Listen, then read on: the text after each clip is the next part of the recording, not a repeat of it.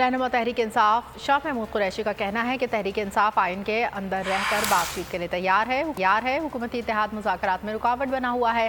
فضل الرحمان نے ڈائیلاگ سے صاف انکار کر دیا، نون لیگ نے خاموشی اختیار کر لی۔ حکومتی اتحاد بنا ہوا ہے، ایک بیٹھک ہوئی، وزیر اعظم نے بلائی، اپنے حلیفوں کو بلایا، ان حلیفوں میں مولانا فضل الرحمان نے صاف انکار کیا، ڈائیلاگ سے انکار کیا۔ مسلم لیگ نون دو حصوں میں تقسیم ہے، ایک حصہ ہے وہ سمجھتا ہے کہ گفت و شنید سے معاملات کو طے کیا جا سکتا ہے، اور دوسرا حصہ ہے جو کہتے ہیں کہ ہرگز نہیں، 14 مئی کو ہو ہی نہیں سکتے انتخابات۔ مسلم لیگ نون نے خاموشی اختیار کی۔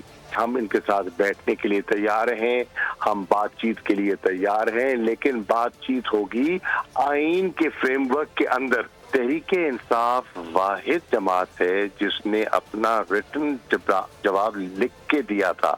ہوائے نفس کی ہے حکمرانی، لٹیرا کر رہا ہے پاسبانی۔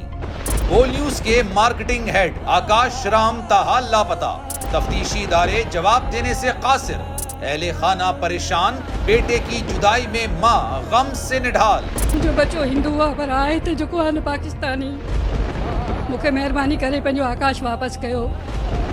حکومت سے بے قصور اور محب وطن بیٹے کی بازیابی کے لیے فریاد۔ آکاش رام کے اغوا کے خلاف اہل خانہ کی جانب سے سپریم کورٹ میں درخواست دائر۔ سپریم کورٹ کے چیف جسٹس عمر عطا بندیال سے آکاش رام کے اہل خانہ کی جلد سماعت کی استدعا۔ مشکل کی اس گھڑی میں عالمی میڈیا نے بھی اٹھائی آواز۔ CNN، آج تک، انڈیا ٹوڈے، ٹائمز ناؤ سمیت عالمی میڈیا نے آکاش رام کے اغوا کے خلاف دیا بول کا ساتھ۔ اف کیا ظلم ہے، بول انصاف کا منتظر۔